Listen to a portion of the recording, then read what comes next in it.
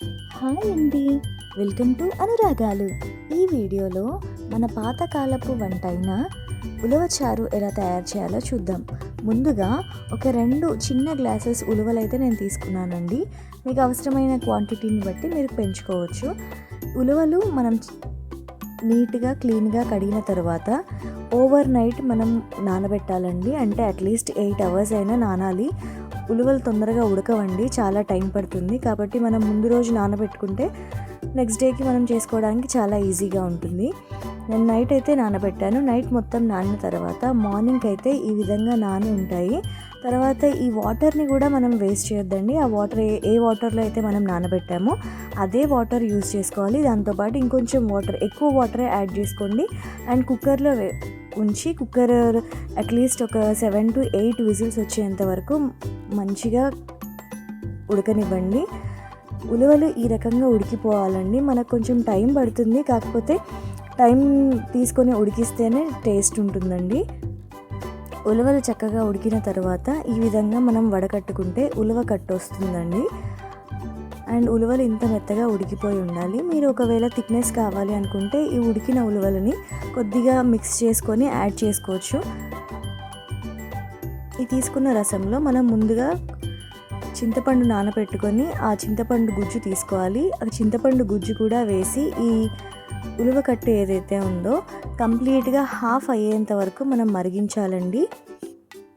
ఉలవకట్టు మరిగిన తర్వాత ఈ టైంలో సాల్ట్ రుచికి సరిపడినంత వేసుకోండి. అలాగే కొద్దిగా పసుపు కూడా ఈ టైంలోనే వేసుకోండి. సాల్ట్ అలాగే పసుపు వేసిన తర్వాత మరొక 10 నిమిషాలు ఉడికించండి. ఈ విధంగా ఉడుకుతున్నంతసేపు మనం పోపు అయితే రెడీ చేసుకుందామండి. ఈ పోపు కోసం మనం జనరల్గా చారుకి ఎలాగైతే పోపు వేస్తామో అదే విధంగా ఇక్కడ కూడా పోపు వేసుకుంటాము. కడాయిలో కొద్దిగా ఆయిల్ తీసుకోండి. ఎండుమిర్చి, జీలకర్ర, ఆవాలు, అలాగే పచ్చిమిర్చీలు, దంచిన వెల్లుల్లి,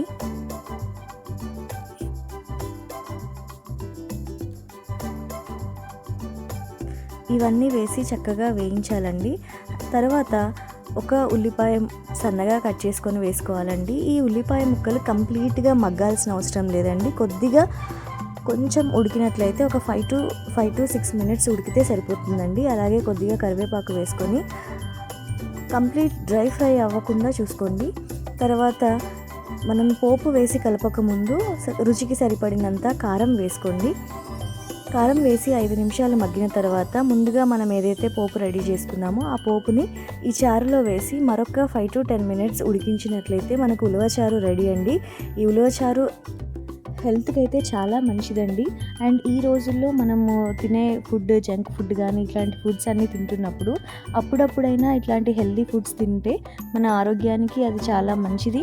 అండ్ అలాగే టేస్ట్ అయితే చాలా చాలా బాగుందండి. నేను చేయక ముందు అయితే ఎలా ఉంటుందో అనుకున్నాను, కానీ చాలా చాలా బాగుంది. టేస్ట్ అయితే నాకు చాలా నచ్చింది. అండ్ మీరు కూడా అప్పుడప్పుడు ట్రై చేయాలంటే ఇట్లాంటి స్పెషల్ రెసిపీస్ మనం ట్రై చేస్తే చాలా బాగుంటుంది. అండ్ మనకు కూడా ఒక డిఫరెంట్ టేస్ట్ చూసినట్లుగా ఉంటుంది.